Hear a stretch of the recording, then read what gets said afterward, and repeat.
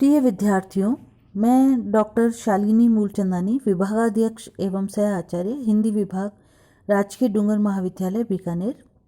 आज हम बीए तृतीय वर्ष के द्वितीय प्रश्न पत्र के अंतर्गत हिंदी भाषा की उत्पत्ति एवं क्रमिक विकास के बारे में चर्चा करेंगे। हिंदी भाषा की उत्पत्ति एवं क्रमिक विकास। हिंदी भारोपीय परिवार की आधुनिक काल की प्रमुख भाषाओं में से एक है। भारतीय आर्य भाषाओं का विकास क्रम संस्कृत, पाली, प्राकृत, अपभ्रंश, हिंदी एवं अन्य आधुनिक भारतीय आर्य भाषाओं से हुआ है। उत्तर भारत में आधुनिक आर्य भाषाएं बोली जाती हैं एवं दक्षिण भारत में द्रविड़ भाषाएं बोली जाती हैं। भाषा की प्रवृत्ति नदी के धारा के समान होती है जो निरंतर प्रवाहमान रहती है। भाषा को किसी प्रकार बंधन में नहीं बांधा जा सकता। संस्कृत भारत की सबसे प्राचीन भाषा है जिसे आर्य भाषा या देव भाषा भी कहा जाता है।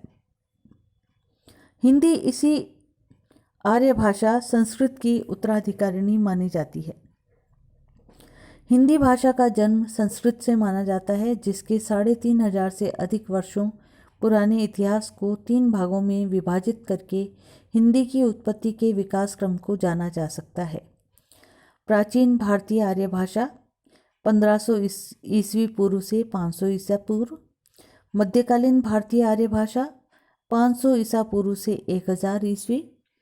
आधुनिक भारतीय आर्य भाषा 1000 ईस्वी से अब तक। प्राचीन भारतीय आर्य भाषा 1500 ईसा पूर्व से 500 ईसा पूर्व तक। इस प्राचीन आर्य भाषा के अंतर्गत वैदिक एवं लौकिक संस्कृत आती है।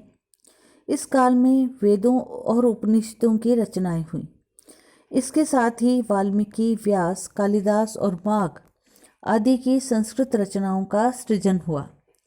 पाणिनि के व्याकरण ग्रंथ अष्टाध्यायी में वैदिक और लौकिक नामों से 2 प्रकार की संस्कृत भाषा का उल्लेख पाया जाता है। 1000 वर्षों के इस कालखंड को संस्कृत भाषा के स्वरूप व्याकरणिक नियमों में अंतर के आधार पर निम्न भागों में बांटा गया है। वैदिक संस्कृत 1500 ईसा पूर्व से 1000 ईसा पूर्व तक। मूल रूप से वेदों की रचना जिस भाषा में हुई उसे वैदिक संस्कृत कहा जाता है। संस्कृत का प्राचीनतम रूप संसार की अब तक ज्ञात प्रथम कृति ऋग्वेद में प्राप्त होता है। ब्राह्मण ग्रंथों और उपनिषदों की रचना भी वैदिक संस्कृत में हुई, हालांकि इनकी भाषा में पर्याप्त अंतर पाया जाता है। लौकिक संस्कृत 1000 ईसा पूर्व से 500 ईसा पूर्व। दर्शन ग्रंथों के अतिरिक्त संस्कृत का उपयोग साहित्य में भी हुआ। इसे लौकिक संस्कृत कहते हैं। वाल्मीकि, व्यास, कालिदास और माघ आदि की रचनाएं इसी में हैं। वेदों के अध्ययन से स्पष्ट रूप से देखा जा सकता है कि कालांतर में वैदिक संस्कृत के स्वरूप में भी बदलाव आता चला गया। पाणिनि और कात्यायन ने संस्कृत भाषा के बिगड़ते स्वरूप का संस्कार किया और इसे व्याकरणबद्ध किया। पाणिनि के नियमीकरण के बाद की संस्कृत वैदिक संस्कृत से काफ़ी भिन्न है, जिसे लौकिक या क्लासिकल संस्कृत कहा गया। रामायण, महाभारत, नाटक, व्याकरण आदि ग्रंथ लौकिक संस्कृत में ही लिखे गए हैं। हिंदी का प्राचीनतम रूप संस्कृत ही है। संस्कृत काल के अंतिम पड़ाव तक आते आते मानक अथवा परिनिष्ठित भाषा तो एक ही रही, किंतु क्षेत्रीय स्तर पर 3 क्षेत्रीय बोलियां विकसित हुईं: पश्चिमोत्तरीय बोलियां, मध्य देशीय बोलियां और पूर्वी बोलियां। मध्यकालीन भारतीय आर्य भाषा, इसका समय 500 ईसा पूर्व से 1000 ईस्वी तक माना जाता है और इसके अंतर्गत पाली, प्राकृत एवं अपभ्रंश भाषाएं आती हैं। मूलतः इस काल में लोक भाषा का विकास हुआ। इस समय भाषा का जो रूप सामने आया उसे प्राकृत कहा गया। वैदिक और लौकिक संस्कृत के काल में बोलचाल की जो भाषा दबी पड़ी हुई थी उसने अनुकूल समय पाकर सिर उठाया और जिसका प्राकृतिक विकास प्राकृत के रूप में हुआ। प्राकृत के वर रुचि आदि वैयाकरणों ने प्राकृत भाषाओं की प्रकृति संस्कृत को मानकर उससे प्राकृत शब्द की व्युत्पत्ति की है। प्रकृति है संस्कृत तत्रभवम तत् आगतम व प्राकृतम। मध्यकाल में यही प्राकृत भाषा 3 रूपों में विकसित हुई। पाली, जिसका समय 500 ईसा पूर्व से 1 ईस्वी तक है, प्राकृत 1 ईस्वी से 500 ईस्वी तक, और अपभ्रंश जिसका समय 500 ईस्वी से 1000 ईस्वी तक है। पाली 500 ईसा पूर्व से 1 ईस्वी तक। संस्कृतकालीन बोलचाल की भाषा विकसित होते होते 500 ईसा पूर्व के बाद काफ़ी बदल गई, जिसे पाली नाम दिया गया। इस भाषा को सबसे पुरानी प्राकृत और भारत की प्रथम देव भाषा कहा गया है। बौद्ध ग्रंथों की पाली भाषा में बोलचाल की भाषा का शिष्ट और मानक रूप प्राप्त होता है। इस काल में आते आते क्षेत्रीय बोलियों की संख्या 3 से बढ़कर 4 हो गई। पश्चिमोत्तरीय बोलियां, मध्य देशीय बोलियां, पूर्वी बोलियां और दक्षिणी बोलियां। प्राकृत 1 ईस्वी से 500 ईस्वी तक। 1 ईस्वी तक आते आते इस भाषा में परिवर्तन हुए, जिसे प्राकृत की संज्ञा दी गई। सामान्य मतानुसार जो भाषा असंस्कृत थी और बोलचाल की आम भाषा थी,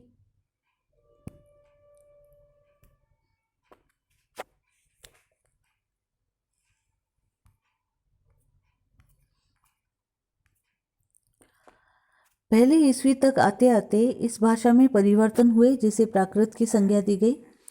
सामान्य मतानुसार जो भाषा असंस्कृत थी और बोलचाल की आम भाषा थी तथा सहज ही समझी जाती थी, उसे प्राकृत भाषा कहा गया।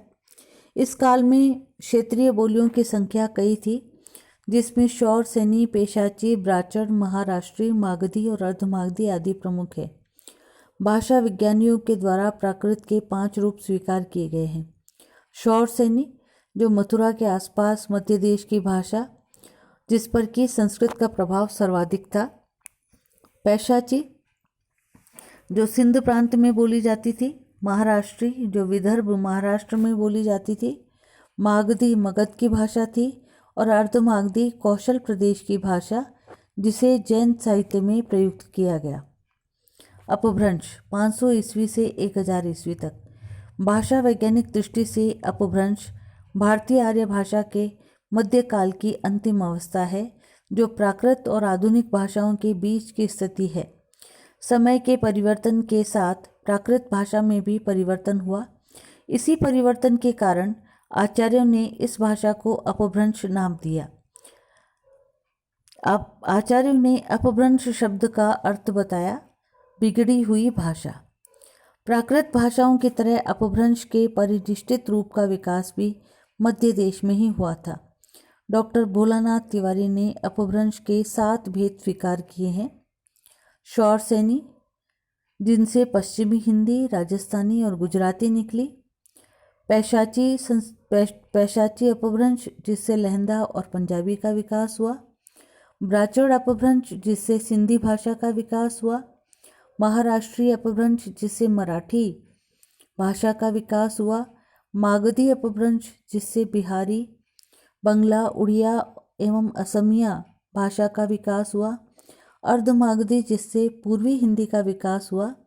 अतः कहा जा सकता है कि हिंदी भाषा का विकास अपभ्रंश के शौर सैनी, मागधी और अर्धमागधी रूपों से हुआ। आधुनिक भारतीय आर्य भाषा 1000 ईस्वी से अब तक मानी जाती है। 1100 ईस्वी तक आते आते अपभ्रंश का काल समाप्त हो गया और आधुनिक भाषाओं का युग प्रारंभ हुआ। जैसा कि पहले ही बताया गया है कि अपभ्रंश के विभिन्न क्षेत्रीय स्वरूपों से आधुनिक भारतीय भाषाओं और उपभाषाओं जैसे पश्चिमी हिंदी, राजस्थानी, गुजराती, लहंदा, पंजाबी, सिंधी, पहाड़ी, मराठी, बिहारी, बंगला, उड़िया, असमिया और पूर्वी हिंदी आदि का जन्म हुआ। आगे चलकर पश्चिमी हिंदी, राजस्थानी, बिहारी, पूर्वी हिंदी और पहाड़ी 5 उपभाषाओं तथा इनसे विकसित कई क्षेत्रीय बोलियों जैसे ब्रिज भाषा, खड़ी बोली, जयपुरी, भोजपुरी, अवधी और गढ़वाली आदि के समग्र रूप को हिंदी कहा जाता है। कालांतर में खड़ी बोली ही अधिक विकसित होकर अपने मानक और परिनिष्ठित रूप में वर्तमान और बहुप्रचलित मानक हिंदी भाषा के रूप में सामने आई। निष्कर्ष रूप में कहा जा सकता है कि अपभ्रंश और आधुनिक हिंदी के बीच की कड़ी के रूप में भाषा का एक और रूप प्राप्त होता है, जिसे विद्वानों का एक वर्ग अवहट्ट कहता है। वहीं अधिकांश विद्वान इसे अपभ्रंश ही मानते हैं। अवहट्ट नाम स्पष्ट रूप से विद्यापति की कीर्ति लता में आता है। देसिल बैना सब जन मिठा ते तैसन जंपुगो अवहट्ट। अवहट्ट को अपभ्रंश से भिन्न मानने वाले विद्वान इसे हिंदी का ही पूर्व रूप मानते हैं। स्पष्टतः अवहट्ट को हिंदी और अपभ्रंश को जोड़ने वाली कड़ी के रूप में स्वीकार किया जा सकता है। धन्यवाद मित्रों, मेरे चैनल को लाइक और सब्सक्राइब करना ना भूलें।